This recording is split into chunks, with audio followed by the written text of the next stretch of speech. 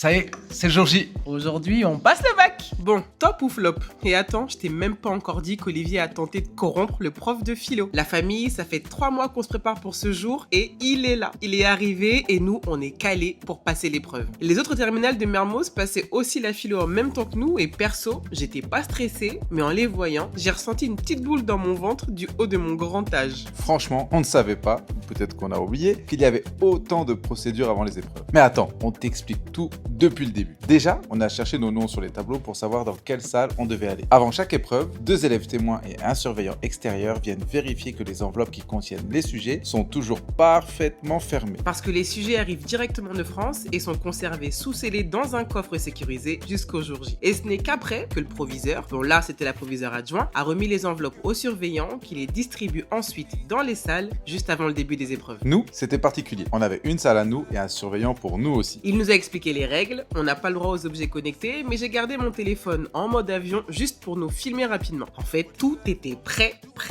On a découvert les sujets et on a remis nos vies en question. Mais qui nous a envoyé en fait? Bref, on a gratté, fait ce qu'on pouvait, et maintenant le reste, c'est plus du tout entre nos mains. Avec Olivier, on avait 2 techniques pour travailler le sujet. Parce que, alors, la question qu'on se posait avec Karel, aujourd'hui, dans mon souvenir de comment on nous a appris à traiter des sujets de philosophie, c'est qu'il faut faire exemple contre exemple. Sauf que Karel disait qu'elle, dans son souvenir, c'est qu'il faut d'abord définir chaque mot de la question. Et Karel a parfaitement raison. Vous pouvez me dire ça, s'il vous plaît? Karel a parfaitement raison. Parce que justement, la difficulté en philosophie, c'est dépasser le stade de l'illustration. C'est-à-dire que donner des exemples, des contre-exemples, ça peut être utile pour nourrir la réflexion, pour l'enrichir, mais ça ne peut pas remplacer la réflexion. Et la vraie réflexion, c'est l'effort qu'on fait pour penser le sujet. Et penser le sujet, c'est pas donner son opinion, c'est voir qu'en fait, dans les mots du sujet, il y a une difficulté parce que les mots ont plusieurs sens. Et donc, c'est dans le travail d'analyse des termes du sujet que se trouve la philosophie. Mais votre gars Olivier a quand même tenté de corrompre notre super prof de philo. Échec.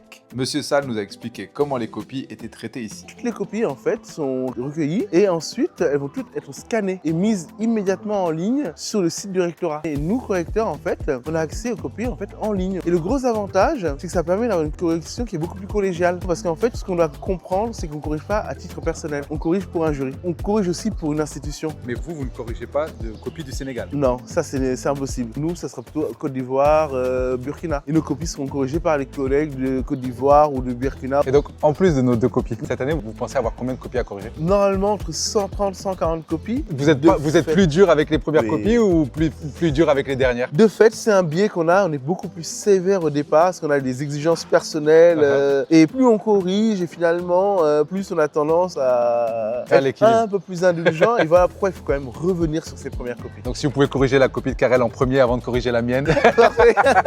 Franchement, ce qui nous a le plus marqué, c'est toute l'organisation qu'il y a derrière. Entre les enseignants qui surveillent, qui corrigent les copies et qui font passer les oraux, les équipes administratives qui coordonnent tout et les AED qui assurent la surveillance. On réalise que le bac, ce n'est pas juste un examen, c'est une énorme machine qui mobilise des dizaines de personnes pendant plusieurs semaines. En tout cas, nous, ça y est, on a passé le bac. Maintenant, on se retrouve au prochain épisode pour connaître nos notes. Alors, à ton avis, c'est raté ou c'est validé? Bye la famille!